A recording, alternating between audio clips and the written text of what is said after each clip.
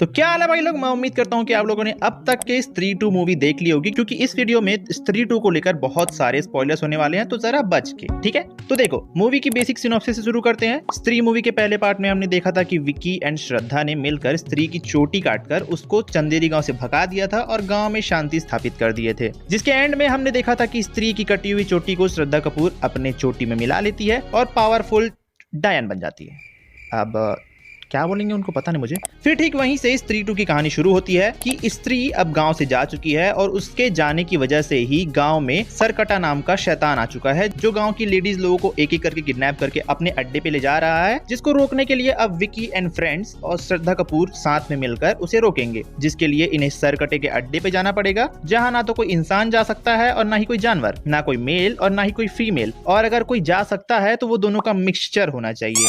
समझ रहे हो?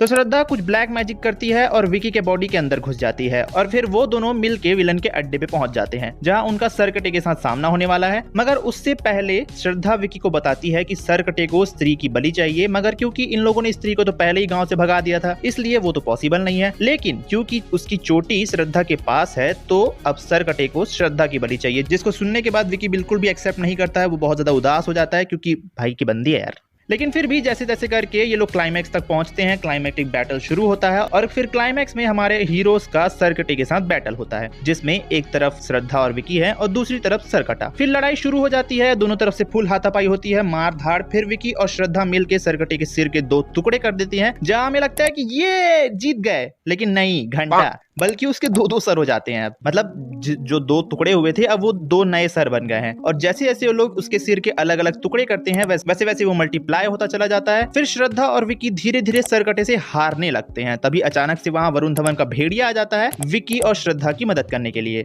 अब क्योंकि भेड़िया भी ना तो कम्प्लीटली इंसान है और ना ही जानवर, तो इसलिए वो भी सरकटे के अड्डे पे पहुंच जाता है। लेकिन ये तीनों मिलकर भी सरकटे को हरा नहीं पाते, और फिर एंट्री होती है हमारी ओजी स्त्री की। अब स्त्री, विकी, श्रद्धा और भास्कर, ये चारों मिलकर सरकटे से लड़ते हैं। मगर सरकटा इतना ज्यादा पावरफुल विलन है, जिसको मारने के लिए उन्हें एक स्पेशल तलवार चाहिए, जो वहीं पत्थर में दबी होती है।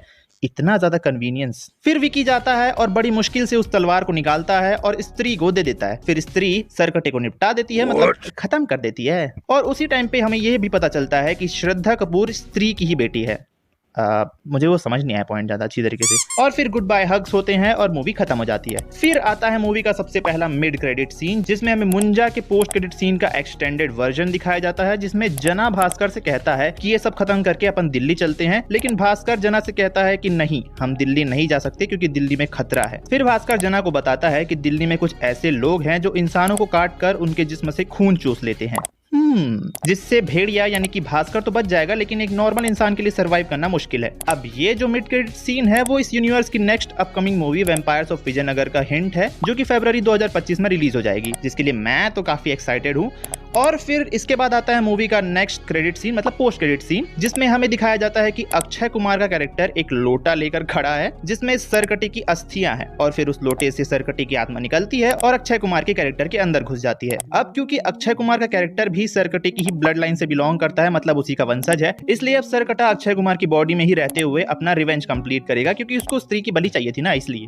अब देखो, स्त्री 2 ने इस यूनिवर्स की सभी मूवीज के जितने भी पोस्ट क्रेडिट सीन्स थे, उन सभी को इस मूवी के साथ सीमलेसली ब्लेंड किया, ताकि हमारे मन में किसी भी चीज को लेकर कोई डाउट न रह जाए। जहां सबसे पहले तो इन लोगों ने भेड़िया का पोस्ट क्रेडिट सीन को थोड़ा एक्सटेंड करके उसी को मूवी की स्टोरी में यूज कर लिया, जिससे कि जनार्दन उर्फ जना, जो कि गांव में आता है, उसका पॉइंट क्लियर हो जाता है कि ये कैसे आया। फिर उसके बाद मुंजा वाले पोस्ट क्रेडिट सीन को थोड़ा एक्सटेंड करके इन लोगों ने स्त्री 2 का मिड क्रेडिट सीन ही बना दिया, जो वैम्पायर्स ऑफ विजयनगर का क्लियरली हिंट देता है। और जो पोस्ट क्रेडिट सीन है, वो तो इस यूनिवर्स के बिग डैडी को सेटअप कर देता है, जो कि और कोई नहीं, अक्षय कुमार का कैरेक्टर है, जिसके अंदर सरकटे की आत्मा है। और मतलब तुम ही सोचो ना कि इससे बढ़िया और बड़ा विलन और कौन हो सकता है। मतलब मेरे हिसाब से तो भाई अक्षय कुमार को इस यूनिवर्स का थैनोस बनाने में कोई भी बुराई नहीं है, क्योंकि अक्षय कुमार के लिए विलन का कैरेक्टर पुल ऑफ करना कोई बड़ी बात नहीं है यार। इससे पहले भी उन्होंने 2.0, once upon a time in Mumbai, Dobaara, Khiladi 420 जैसी मूवीज में अपने नेगेटिव अंदाज को दिखाया है, जो काफी बैड एस भी लगता है। और मेरे हिसाब से तो अक्षय कुमार को इस यूनिवर्स का थैनोस बनना चाहिए, क्योंकि सरकटे का रोल उन पर बहुत ही सूट भी करेगा, क्योंकि वो ऐसे लंबे चौड़े और मतलब थोड़े एक्टिव भी है ना।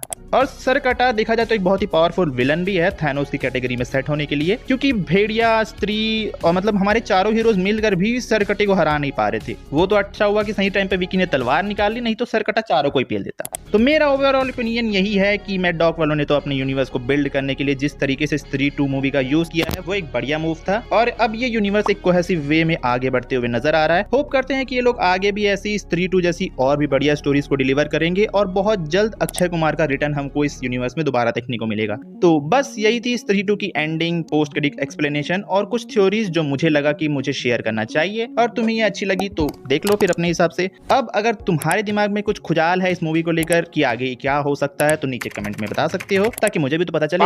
तो बस इस वीडियो को यहीं पे खत्म करते हैं। मैं तुम सबसे मिलता हूँ किसी और वीडियो में, तब तक के लिए स्टे ट्यून्ड टू रिव्यूज़िला।